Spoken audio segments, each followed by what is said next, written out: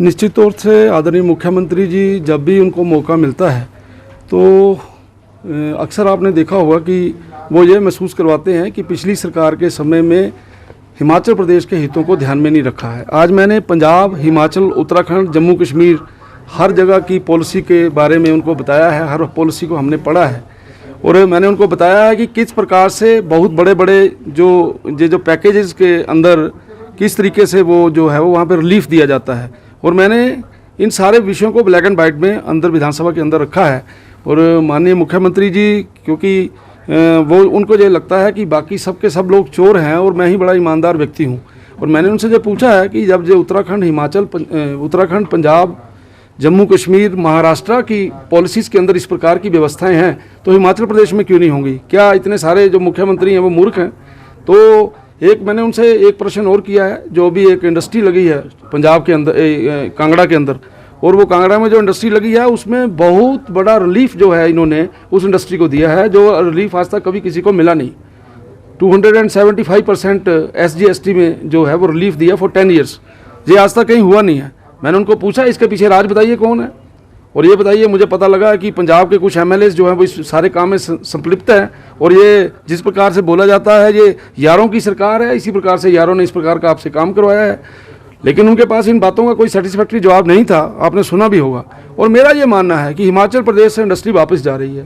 हिमाचल प्रदेश में electricity duty, electricity charges इतने ज़्यादा हैं जो कि पूरे हिमाचल प्रदेश में जो इलेक्ट्रिसिटी के रेट्स हैं वो पूरे हिंदुस्तान में सबसे ज़्यादा हैं। ट्रांसपोर्टेशन का जो रेट है वो सबसे ज़्यादा है। इसलिए हिमाचल प्रदेश के अंदर जिस समय हम ऐसा वातावरण नहीं देंगे और जिस समय सरकार में काम करने वाले कुछ लोग जिनकी मंशा ही केवल और केवल इंडस्ट्री को चूसना है, तो मुझे लगता है उससे इंडस्ट्री हिमाचल प्रदेश में रहने वाली नहीं है। आपके पदाधिकारियों की पिटाई हो रही है वहाँ पे। आपके पदाधिकारियों को टेंडर लेने के लिए 10% वो उसके पैसे मांगे जा रहे हैं कि जितने का टेंडर है उसके 10% दो तब होंगे। जीवन धीमान नाम से एक इनका कार्यकर्ता है, और जो हमारे वहाँ पे कांग्रेस के कैंडिडेट जो लड़ाई लड़ते हैं उनके भतीजे ने और वहाँ के मंडल के अध्यक्ष के बेटे ने उनकी पिटाई की है। वो हॉस्पिटलाइज रहे हैं, FIR लॉज हुई है और उल्टा FIR उसके ऊपर भी लॉज कर दी गई है। तो इस प्रकार का वातावरण है। आज पिछले कल भी कुछ ठेकेदारों ने, लगभग 22 ठेकेदारों ने एक मेरे को मेल भेजा है जिसमें उन्होंने लिखा है कि यहाँ पे पहले टेंडर जो है उसका फार्म दिया जाता है, जिस समय हम लोग फार्म भरते हैं तो उसको रद्द कर दिया जाता है। बंद कमरे में बैठ के इन सारी चीज़ों को किया जा रहा है। व्यापक भ्रष्टाचार जो है वो उस डिवीज़न के अंदर है। मैंने आदरणीय विक्रमादित्य जी को भी ये बोला है कि आप वो डायरेक्टली इंटरवीन करें, लेकिन आप सारे व्यवस्था परिवर्तन के नाम पर किस प्रकार से पूरे हिमाचल प्रदेश के अंदर जो लूट मचा रहे हो उसको कौन ठीक करेगा?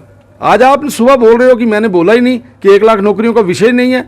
आप बोल रहे हैं कि मेरा जो घोषणा पत्र है उसमें ऐसा लिखा नहीं जा सकता, और आदरणीय अध्यक्ष जी ने वो सारा पढ़ के सुनाया है। तो सरकार जो है वो बड़ी अनसर्टेनिटी में से चल रही है। सरकार के अंदर किसी भी प्रकार का आपस में जो एक अंडरस्टैंडिंग होती है, आप देखिए इंडस्ट्री मिनिस्टर क्या बोल रहे हैं। इंडस्ट्री मिनिस्टर वो बोल रहे हैं जो मैं बोल रहा हूँ। इसलिए इस पूरी सरकार का एजेंडा क्या है, इनका हिडन एजेंडा क्या है वो समझ नहीं आ रहा। लेकिन आज मैं ये कह सकता हूँ कि हर वर्ग हिमाचल प्रदेश के अंदर परेशान है, दुखी है।